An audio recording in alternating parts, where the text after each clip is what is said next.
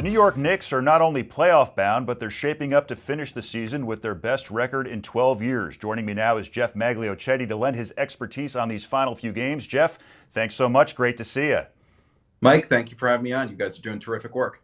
Awesome. So first things first, Jalen Brunson returned to action on Sunday against the Suns. Obviously a cautious return. He was out for 15 games with an ankle injury, but how great was it to see him back in action?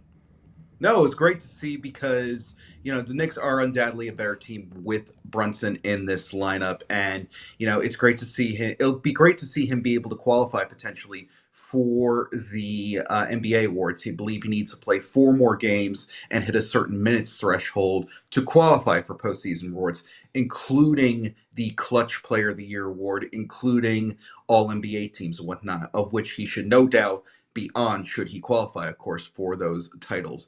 But what stood out to me about Brunson's game yesterday, he actually mentioned it in his post-game interview. He stated that he was pleased with the way his conditioning went, and head coach Tom Thibodeau wants to leave the conditioning question and leave the comfort question in Brunson's arms. I believe he played about 34 minutes last night, which were the fewest among Knicks starters. And, it was kind of, I would describe the first half as a bit of a tepid return for Brunson. He was 1 of 3 from the field in the first half. He lost 3 turnovers.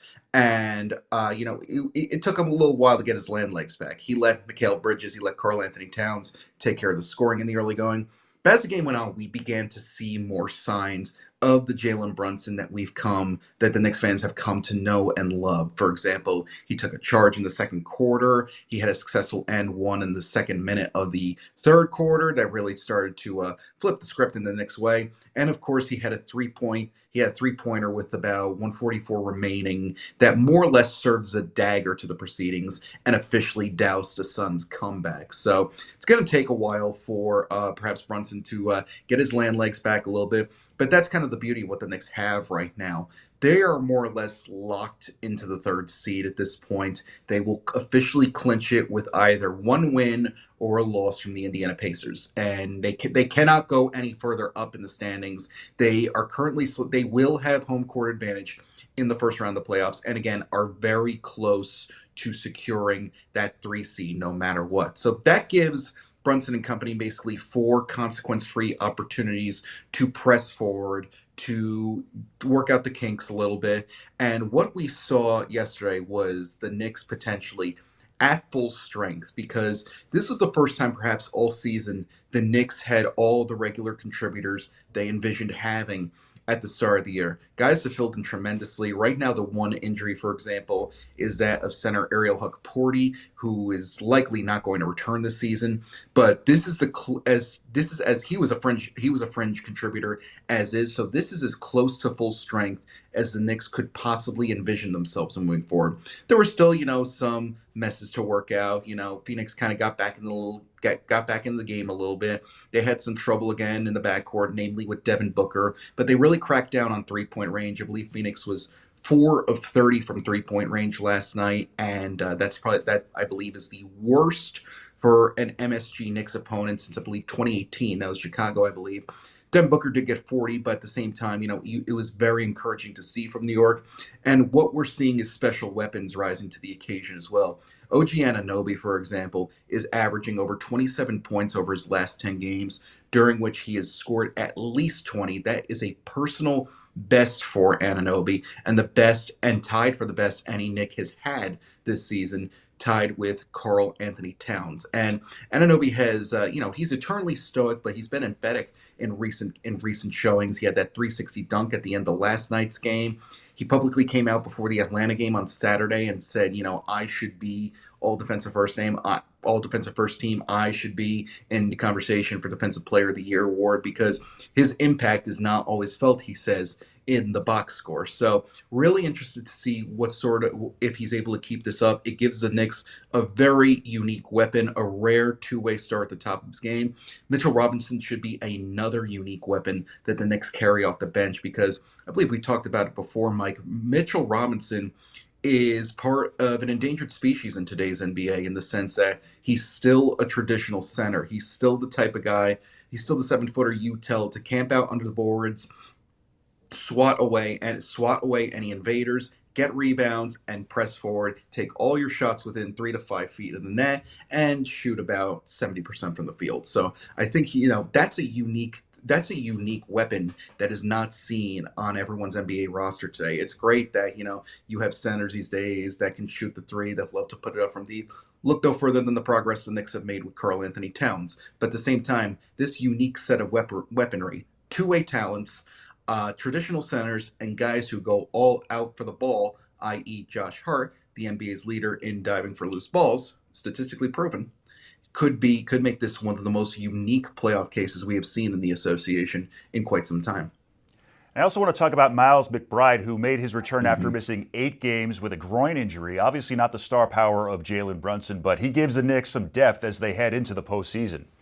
Miles McBride has been a reliable depth star for the Knicks. He's been their de facto sixth man most of the year. The shooting numbers are not where they were last year. He had a nice little breakout last year, and he really made a name for himself with his shooting. It's similar to what OG Anunoby is experiencing this time around, in the sense that that Miles is primarily known for his defense, but his offensive breakout last year really came through in the clutch for the Knicks. We're seeing more of that this time around. He's had some on again, off again injuries. This groin contusion, for example, caused him to miss the last 5 games. But this is what the Knicks have. But we're seeing further Death Stars in this lineup rise up, because there was a stretch where the Knicks were missing Jalen Brunson, Miles McBride, and Cameron Payne, and we saw guys like DeLon Wright step up. We saw Tyler Kolek. Fans were begging him to come in all season long. The second round pick out of Marquette, and he rose to the occasion pretty well. Wright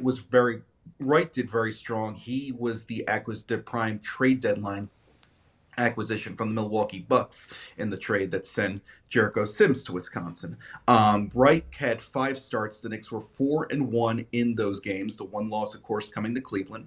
And he averaged, I believe, was 9 points and nearly 2 steals per game, and over 2 assists per game as well. So this is huge, what you want to see. When contributors like DeLon Wright are posting stats like that and getting DNP CDs, did not play coaches' decisions, shortly when the team is back to full strength, this is what you want to see. This, and Tom Thibodeau, I don't see him expanding this set. He has been very married to the 8 or 9 man set. We've already seen experienced veterans like Precious Achiuwa see their playing time decrease in the wake of Mitchell Robinson's return. Thibodeau systems typically use 2 centers, and the couple in this case appears to be Towns and Robinson, leading to Achiuwa's de facto demotion. But at the same time, there are many experienced veterans in this group, and the Knicks have a very deep team moving forward. If everyone fires on all cylinders, this team is going to be tough to beat, despite what the numbers say about their record against the top teams, which we saw this week against Cleveland. And Jeff, very quickly, your thoughts on Carmelo Anthony, former Knick, making the Hall of Fame. Yeah, congratulations to Carmelo Anthony. Well deserved. And this is going to create a very interesting dynamic for a conversation that has dominated Knicks fan circles for quite some time now. Should Carmelo Anthony's number 7 be retired? I've never been a full-on advocate of that. Again, the postseason, it's a tired argument, but it does ring true. The postseason success makes me reluctant to put his name next to those of champions like Clyde Frazier, Dave DeBusschere, Bill Bradley, etc. But Earl DePearl Monroe, of course, Willis Reed. How could I forget Willis Reed? But again, it's the same. But it's getting very, very hard to deny Carmelo Anthony's MVP number retirement case, to raise number 7 in the Garden, because first ballot Hall of Famer, by far one of the best scorers in NBA history. I believe to this day he still ranks 12th in all-time scoring. Olympic legend. I know that probably doesn't matter much to Knicks fans at this point, but it's getting really hard to deny that. And Anthony, for all intents and purposes, has frequently identified as a Knick throughout his career. Of course, began his career in Denver. Things didn't really end well there, and there's still a bit of friction in the sense that Nikola Jokic continues to wear his number 15. The Knicks, I would have to look it up. I'm not sure. I don't believe I've seen number 7 worn since Anthony left. But at the same time, I feel like there is an inevitable sense that the number will be retired. And there is an argument, of course, to keep him out of the rafters, but at the same time, it's getting thinner and thinner by day. A first ballot Hall of Fame nomination is a big blow to such critics. Again, there's an argument against it, but at the same time, if he does go up in the rafters, and I think it's a matter of when, not if. When he does go into the rafters, people will celebrate, and rightfully so. And it's not worth complaining over if he does get that number retirement. He's one of the top scorers in Knicks history, third all time amongst the Knicks in 3-pointers, 10th in offensive boards, 7th in defensive boards. So he's accomplished a lot in a Knick uniform, and I think he does belong up there. And if postseason success was the true threshold, who knows if we would see guys like, I don't know, Patrick Ewing in there. I know Ewing made the finals, of course, but at the same time, he didn't do the one thing that's expected of all New Yorkers, to win that elusive championship. And you look on the other side with the Rangers numbers as well. Henrik Lundqvist, one of the best goaltenders of all time, unfortunately denied a Stanley Cup. No, and Carmelo has the stats, he has the personality, and I think most importantly, he has the love of New York, because this isn't like the Baseball Hall of Fame. It's like, oh, what cap is he going to wear? I know it's very downplayed in the modern NBA, but I thought it was very telling that for the announcement, Hall of Fame imagery from Springfield frequently use his appearances in Knicks uniforms to represent Carmelo. So I think, again, while there won't be too many truly avid, there probably won't be too much of a force to put it in. But when he does go up there, there should not be so much resistance.